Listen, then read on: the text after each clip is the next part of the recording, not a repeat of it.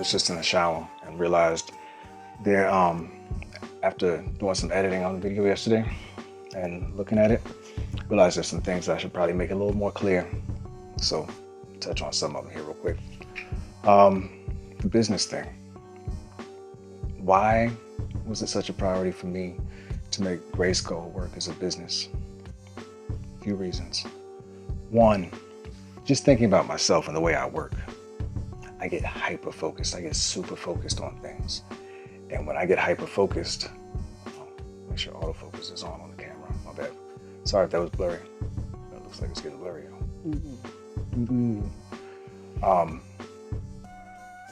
There we go. Here's the focus. Hyper focus. I would get hyper focused. I get hyper focused on things I'm passionate about. And that used to, at old jobs, that actually worked to the last place of employment, that actually worked to my detriment. And I guess I didn't learn that lesson fast enough. But one thing I did learn was that I didn't want to pour all of my energy into one place of work. I want to develop multiple streams of income from various sources, most of which, at least, I hope I enjoy. And GRYSKLL was one of those sources. I thought if I put a lot of energy into this and develop a stream from this, I'll be happier, as opposed to going to spend a bunch of hours slaving for somebody else, kind of home unhappy and too tired to contribute time and effort and energy to continuing to build GRYSKLL. I knew if I diverted my energy somewhere else, GRYSKLL would get less. And it's happened a couple times over the course of the past couple of years, where I've had to divert my energy elsewhere and I've had to pull away and,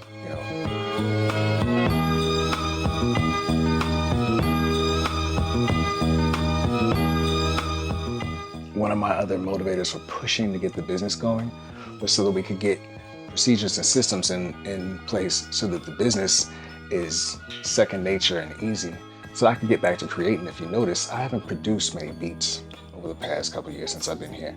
I've been putting a lot of my creative energy into creating a business, into creating spaces, and to creating just ways to collaborate and coordinating a bunch of different energies. For somebody who's antisocial by nature, or less social and working on the anti part, is taxing, man.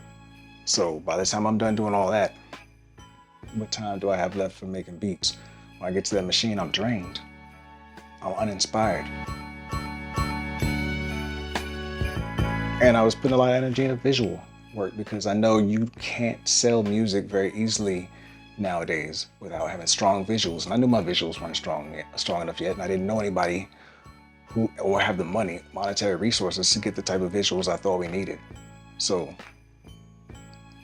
there's a lot of my energy that had to get put into, I felt needed to be put elsewhere outside of the place that I feel like kind of helped bring us together, which was production. So that fell by the wayside. Another thing, I had a conversation with a crew member last year, and he said, I think we're looking at this wrong. We're looking at this as a group, and it's more of a crew. And yeah, I had to realize that. When I realized it was more of a crew, I didn't know fully how to adjust yet. But then it got more confusing because then we decided we agreed, again, me pushing, to do business. So now we go from crew to now doing a business, which I think is an upgrade on a group. There are greater requirements for a business than there are for a group. There are greater requirements for a group than there are for a crew. So got some confusion in there. I also expanded the crew too much in ways.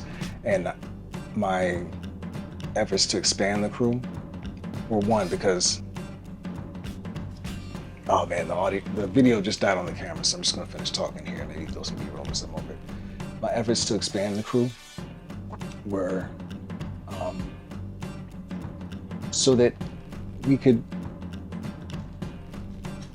one, get more variety in our music. We already had variety, but I like variety, and I like seeing what different energies do when they come together. There are different styles, there are different preferences when it comes to beats. I like making a variety of different type of beats. I don't just like to make. I just don't like. I don't like just making boom bap.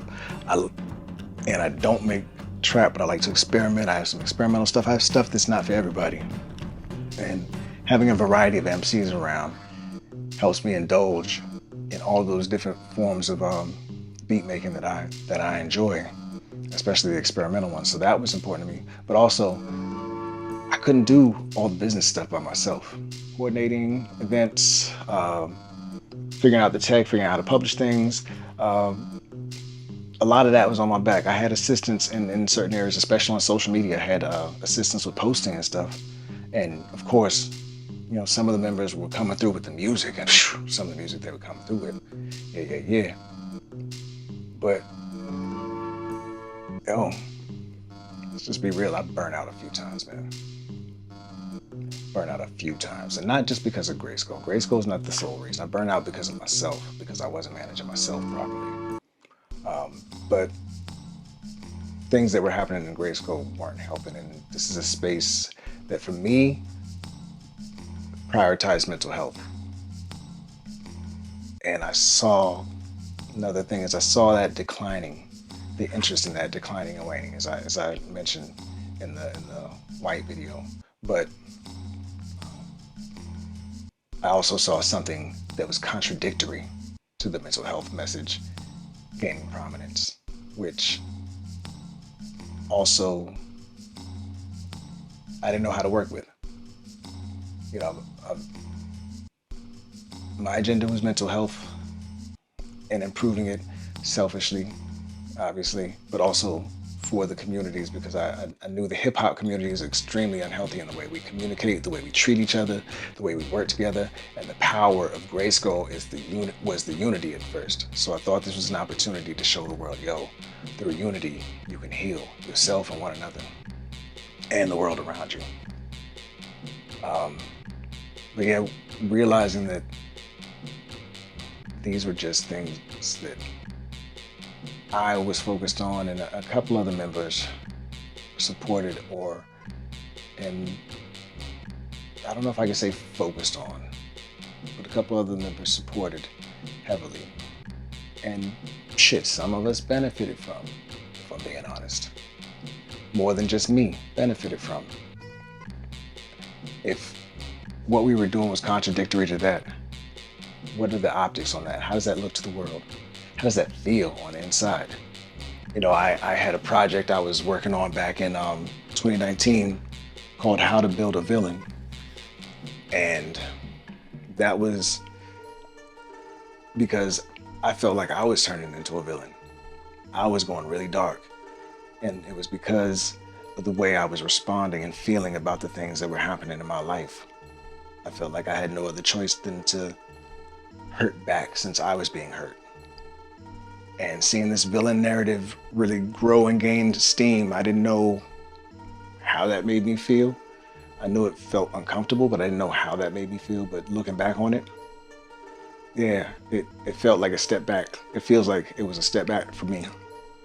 And it also felt like it helped create an air or an environment where I didn't feel comfortable talking about mental health or positive things so much anymore.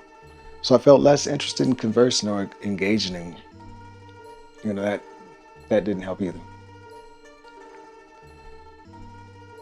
And when I started to realize a lot of things weren't, when I started to realize a lot of things weren't working, couple last ditch effort things I did. One was saying, hey, I'll take the lead, because I felt like we were circling the drain. But in the midst of that, there are a lot of moments when, because I wasn't healed and because I wasn't doing well personally, I wasn't in a position where I was prepared to lead properly. But one thing I did notice toward the time when I realized I needed to pull back this fall, was that if we were going to address and fix anything and make this work, the first thing that had to be fixed was our communication.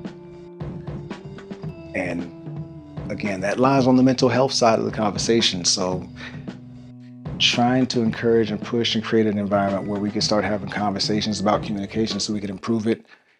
I just didn't feel like there was interest in that. And actually, there was actually pushback in some instances, if I'm being honest. So it discouraged me from wanting to continue that. And I've been a member of a dysfunctional teams before, and it's always been because I'm the person that people come and talk to, or used to come to talk to, when they had grievances and concerns. I would see very easily that the biggest problem was always that people weren't willing to communicate with one another about things they didn't agree on. And since we didn't have that, since I realized we couldn't put that in place, I was at a loss. I didn't know what to do next. And lo and behold, the timing on that was perfect because it was right after dropping Attention Deficit, which I only dropped to make sure that we met the anniversary date. I knew we weren't ready to promote it or ready to do the things that it took to make that a successful project, but my mission was to meet one goal, to put out a project by August 11th, our 2-year anniversary. But also, the other thing is the fall and winter were coming. Sound like Game of Thrones, right? I'm a dragon. Fall and winter were coming. And those are the times when seasonal depression hits. And I saw it trying to grab a hold of me. I wasn't letting it happen this year. But I also didn't have the safe spaces to talk that I had last year or the year before.